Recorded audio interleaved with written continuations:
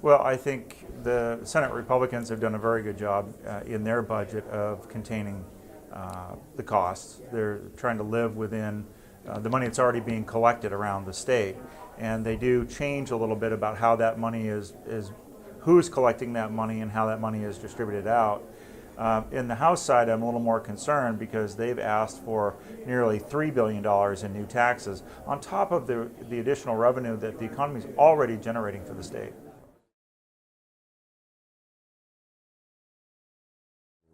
Well, typically we're beyond the time period when policy bills can advance. But, you know, if there's an impact on any of the budgets, then they're still eligible to advance.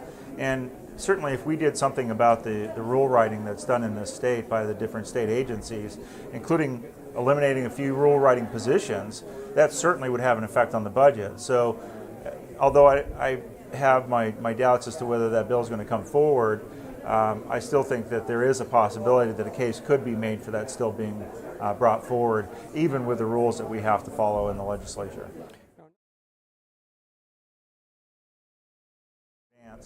One of the important things really about that bill is a lot of small businesses don't actually have attorneys on board, whereas some of the big corporations, they have corporate attorneys and they can look, and when there's an issue that's brought up, you know, they can have the attorneys there when the agencies show up. Certainly they can review anything and determine whether or not the businesses had their rights violated. The small businesses don't have that ability. They're focused on their core mission and they don't have money for the attorneys.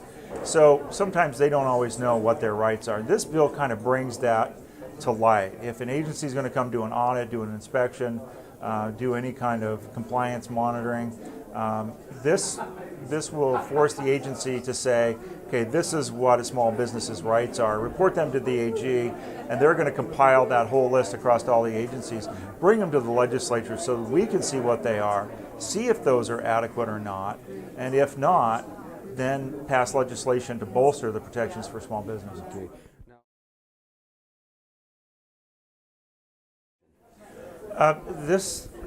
This proposal has been in front of us many, many times in my 16 years here in the legislature, and we've always been able to kill that proposal. We know, especially in Southwest Washington, how important that is, especially in my area, in the Longview-Kelso area. Although I don't actually have Longview and Kelso, it is adjacent to my district, and that's where most of my people go to shop. And we're struggling right now to keep retail in the area. We just weeks ago we lost Macy's. A year or two ago we lost Sears.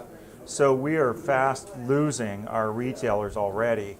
If we lose those Oregonians coming in to shop in those stores in Longview-Kelso, we're going to lose even more retailers.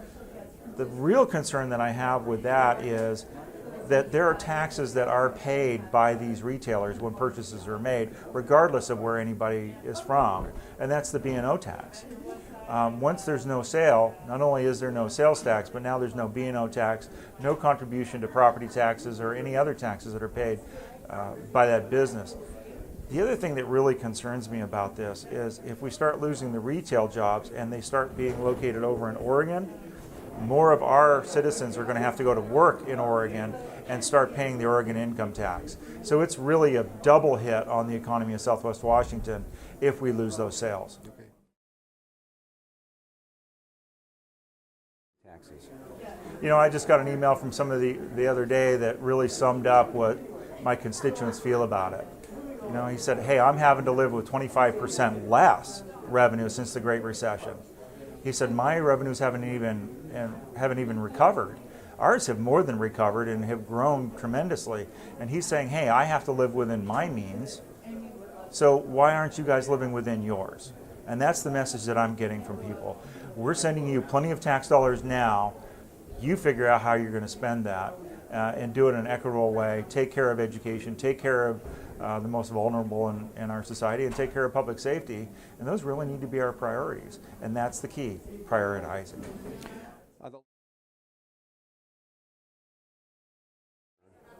Well, I really can't explain the delay. We've gone into overtime 6 out of the last 7 sessions, and realistically, there's no reason for it. We have a 105-day session We knew it when we came in. We knew it months ahead of time. And work should have been going on to figure out how to resolve the McCleary decision, how to write these budgets ahead of time, or to get a good head start on it. There's really no reason for us to go long. And quite frankly, the answers aren't going to be any better at day 165 or day 135 than they'll be at day 105. So let's get done on day 105, give us the chance to go home, back into our communities, and start, being part of the economy again, rather than being up here and taking tax dollars out of the economy. We don't have enough money to fund everything we need to do here. We don't have enough money to have us up here extra days either. Just to wrap up, ask you a question.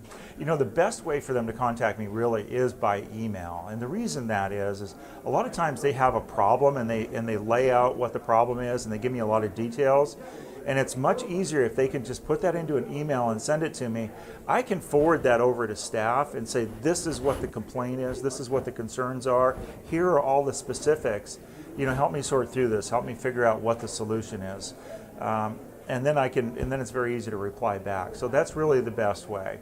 My email address is ed.orcutt@leg.wa.gov, and it's easy to remember. First name, last name, Legislature, Washington Government, leg.wa.gov.